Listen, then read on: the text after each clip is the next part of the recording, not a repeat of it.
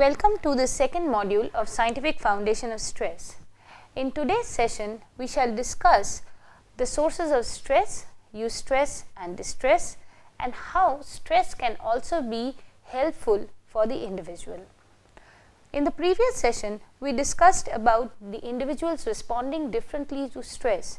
We talked about internal and external factors affecting stress, and many of you may have wondered as to what these internal factors and these external factors are that actually affect you. Maybe you have also discussed and thought about it as to what are the stressors in your life, whether you would put it under internal factors, whether you would put it under external factors, and the obvious question next comes is, how do we deal with it? So today's session, we will take a look at stress in a more detailed way. We will talk about the related terms to stress, some very important terms that are linked with stress, and I have often been talking about it so far. And of course, after that, we will see how you can address stress in your daily lives. So, a relook at stress. So, we have been talking about a stressor for quite some time. A stressor is a stimulus with the potential of triggering the fight or flight response. That is, the stressor is a stimulus that could be internal or external. So, it could be when somebody tells me something abusing, that could be a stressor. So, that is going to induce some changes within me.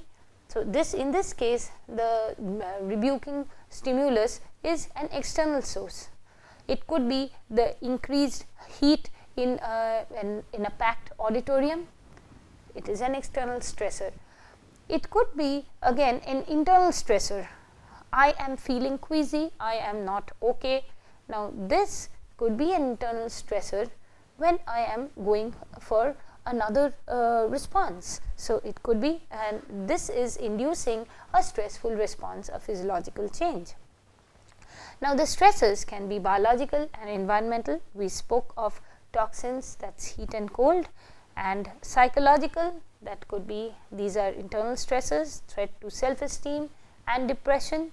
Sociological, so it could be financial loss, unemployment, bereavement, social isolation, and philosophical, that is loss of a purpose in life. Many of my students often tell me that I don't know why I am pursuing this course, why I am sitting for Ivy League college, or why I am appearing for an interview for a hi-fi company.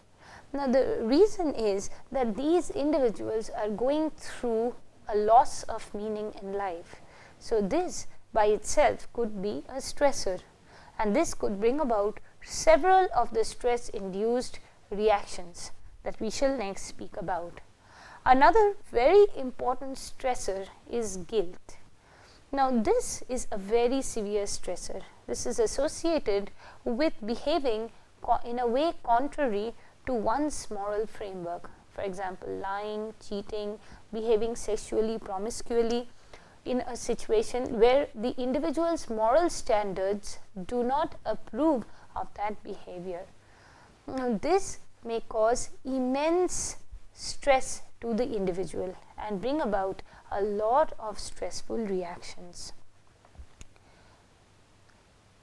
So, we have discussed about the external sources of stress, where we spoke about the sociological stresses and environmental stresses, and the internal source, where we are actually talking about the psychological and philosophical stresses that are coming from within the individual.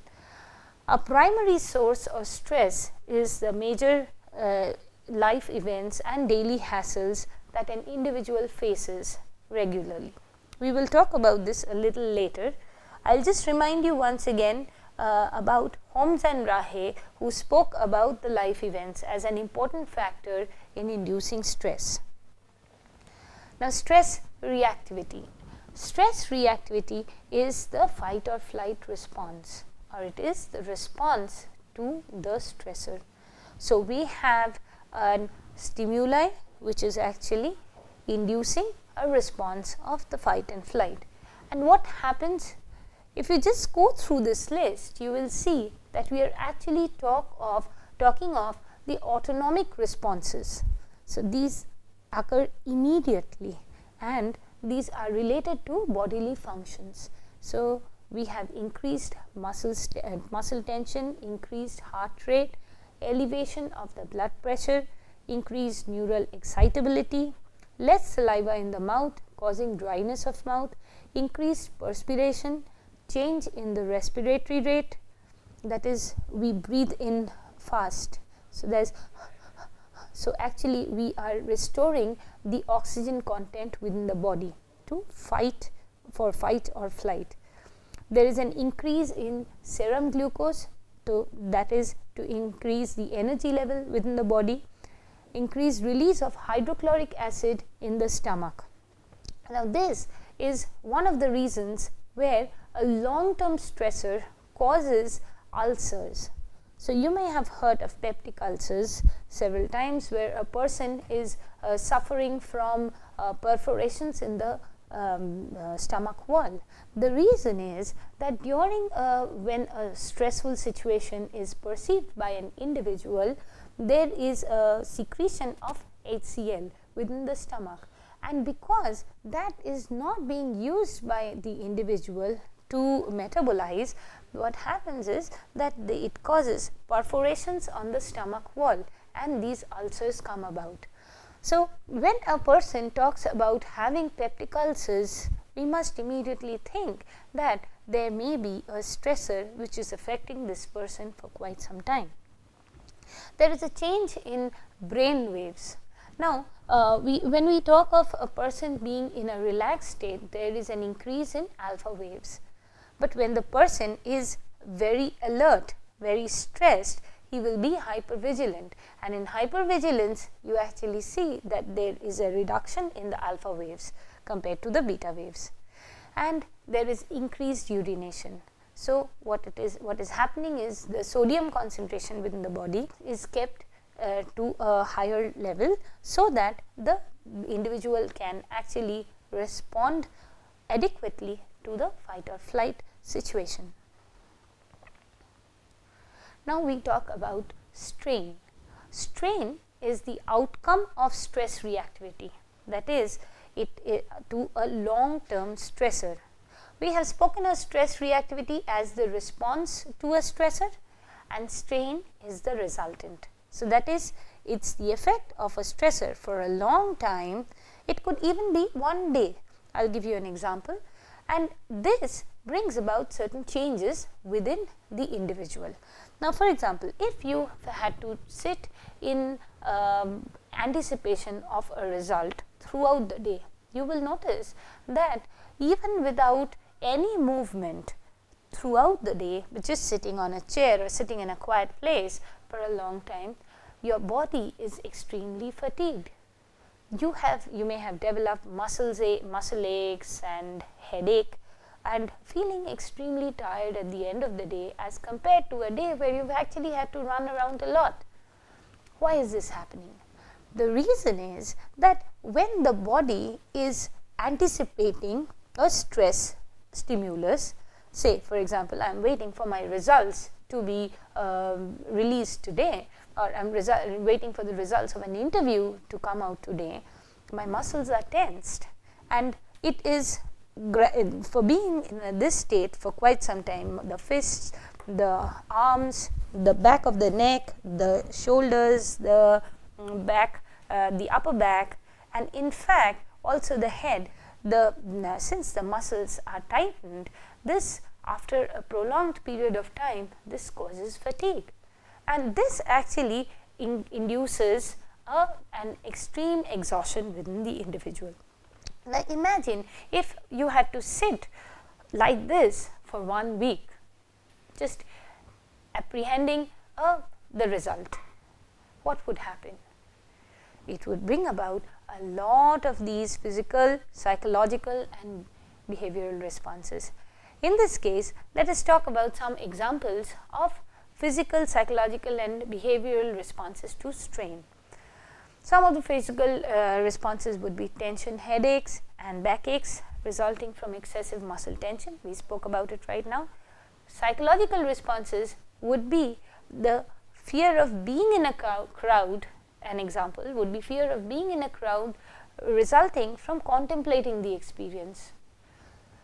For example, think about a person with social anxiety who feels that, oh God, if I am in a crowd, if somebody will say something to me, I won't be able to respond, or people may be looking at me. Now that is extremely stressful.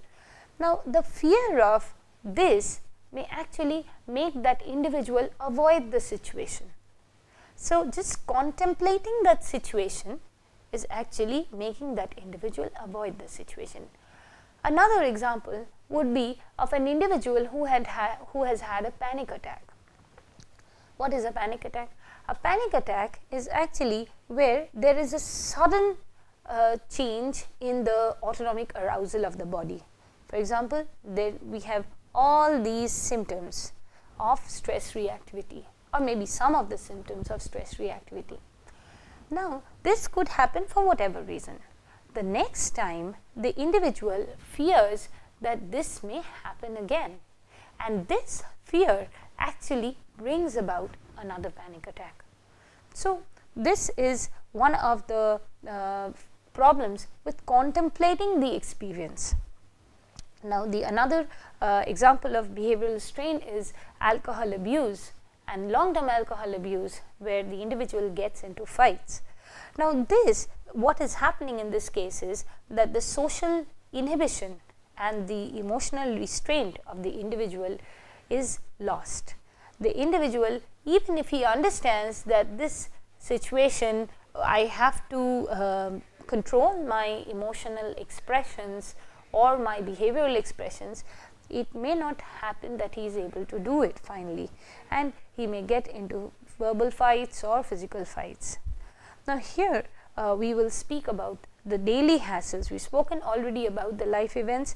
Now daily hassles also increasing stress reactivity leads to strain.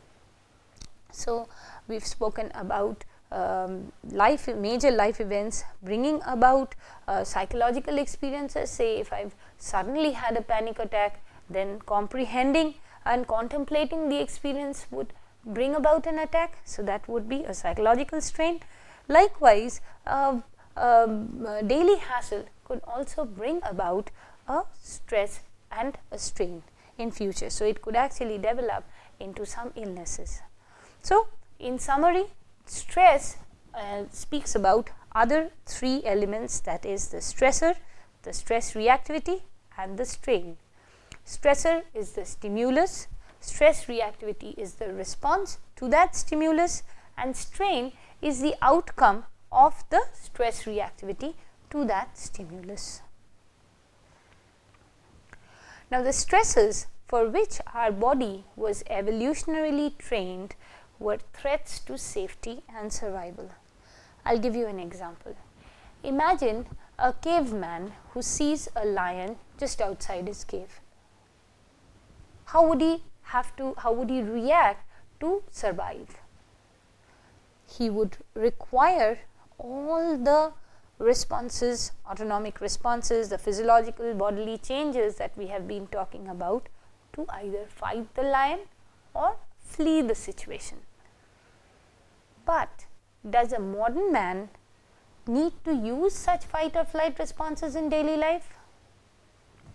We have spoken about simians, and he said that our brain has not developed at this pace to adjust and accommodate to this century. We are not, so again I repeat this question, does a modern man need to use fight or flight in daily life? We are not talking of policemen and conmen. Think about you. Do you have to use a survival strategy in daily life? We need to occasionally. Say, think about you are trying to cross the road when there is a very fast car which is suddenly about to hit you. So immediately you jump back on the curb. what is happening to your body?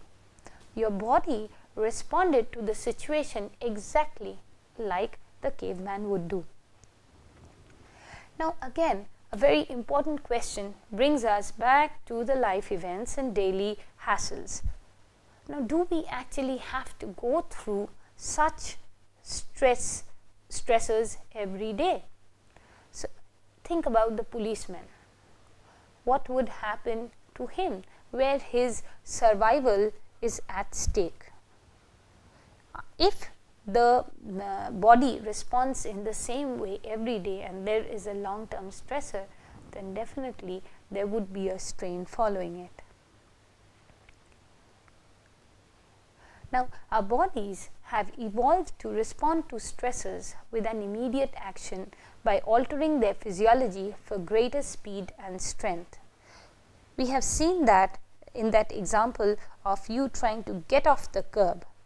Many times we see many individuals responding with alarming strength in a situation of crisis. Say a person who is not known to be very strong hits with a lot of force during an argument. But since these are not required every day, so when there is a symbolic stress, these stress products, that includes increased blood pressure, increased muscle contraction, serum cholesterol and secretions of HCl in stomach, they add up and they actually cause further illnesses and disease. If this was during our primitive stages, then these would be used up by the body to fight or flight. But since in symbolic stresses like a threat to self-esteem, a threat to any other psychological threat like depression, there we would not need to use these fight or flight responses. And because we do not need to change our physiology by responding with some action. So there these bodily products, these stress products get accumulated and causes a disease like psychosomatic illnesses. Then what does stress management do? Because daily hassles and life events and in fact symbolic stressors are a part of daily life. So how does stress management help you? Now, people who have learned stress management skills do not eliminate the stressor, but they often respond to the stressor in a similar way as another individual would do. But he would get back to his restored state or the previous state much earlier as compared to an individual who is not equipped with the stress management skills. That is, they would utilize their resources, use effective coping strategies to reduce the burden of stress. I'll give you an example. Think about a jogger who regularly traverses kilometers. Now, when he is jogging, he also has an increased heart rate, okay, as compared to a non-jogger like me who is jogging along with him. But definitely he will be able to continue for a longer time as compared to me who never jogs or never exercises, or he would, and once he stops jogging, that elevated heart rate would come down to its normal much earlier than mine, where I would be constantly panting for breath. So a person who is equipped with stress management skills would be able to use these skills to deal with stress much better as compared to a person who is not.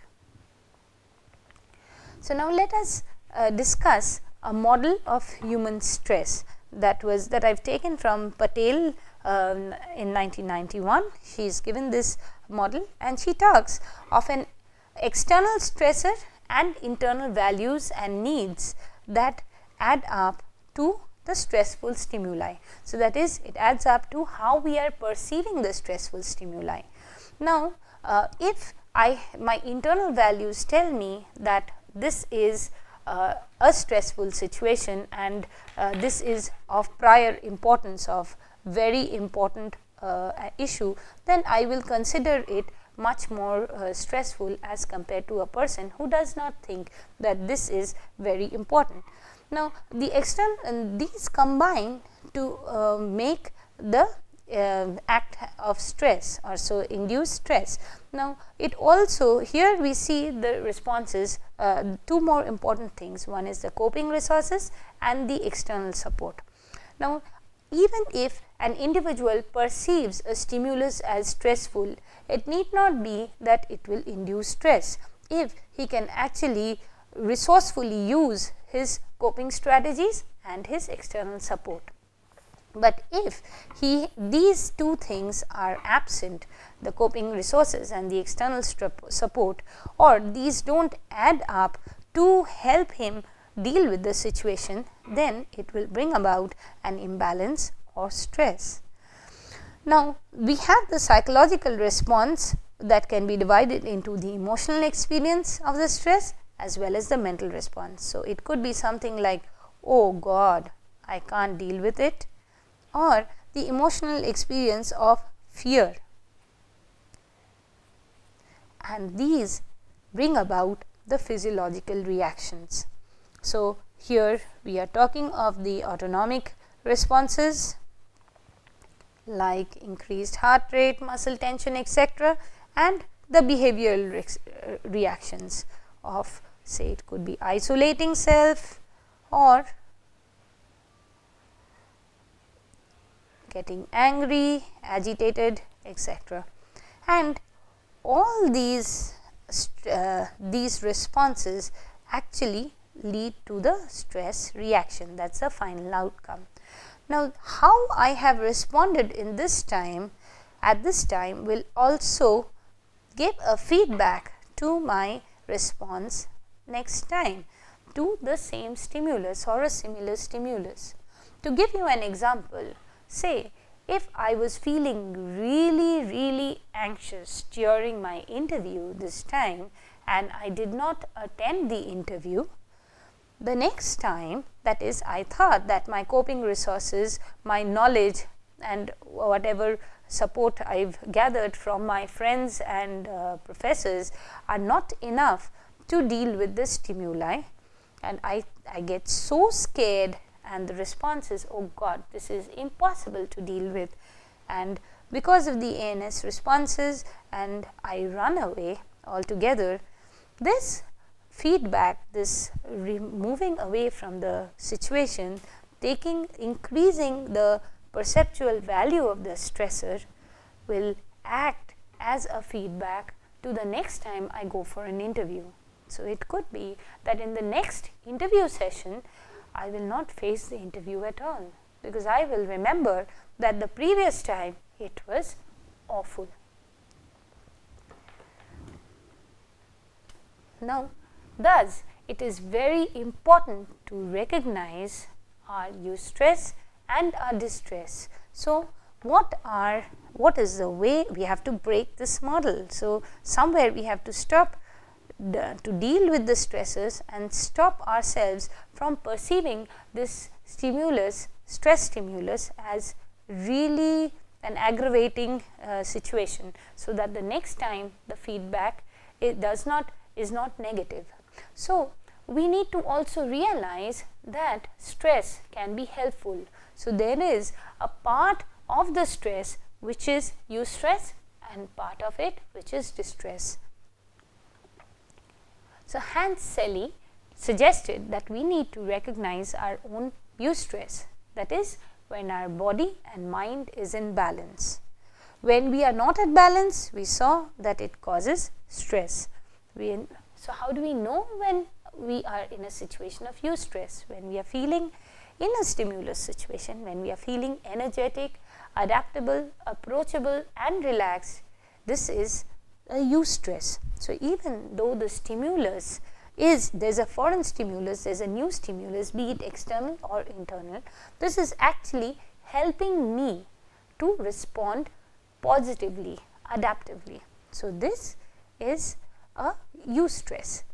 But when we cross that boundary, that is when we feel exhausted, anxious, fretful, aggressive and defensive, that is the time when we are distressed. So that is the negative effect of stress.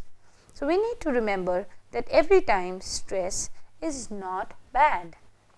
So if we just see this model, you see that performance is on the y axis and the stress level is on the x axis. So when there is too little stress, the performance is low.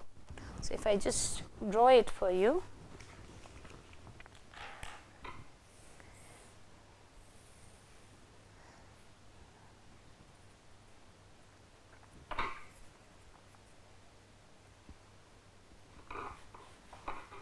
so think if there is too little stress, the performance is low, and if there is too high stress, then also the performance is low.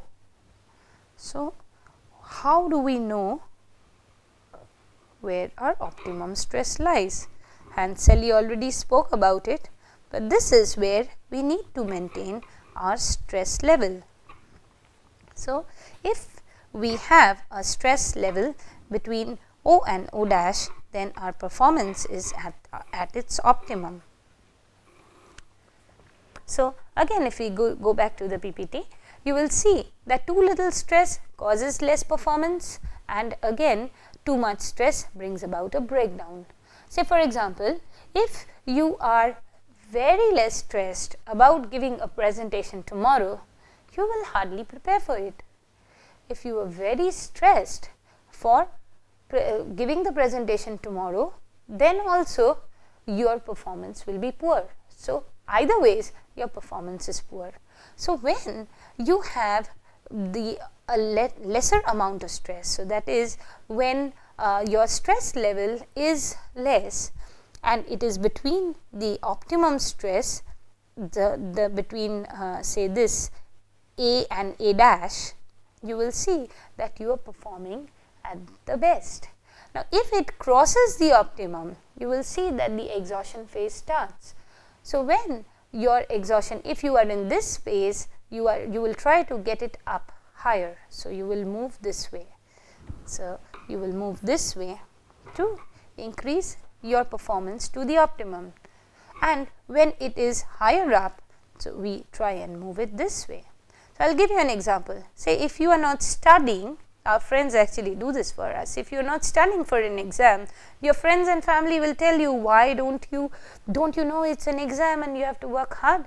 But if you have you're really overburdened about an exam, people tell you that relax, this is not so tough, you will do well.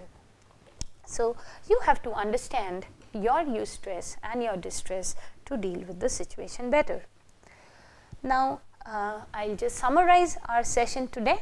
So we spoke about the sources of stress with emphasis on stressor, stress reactivity and strain.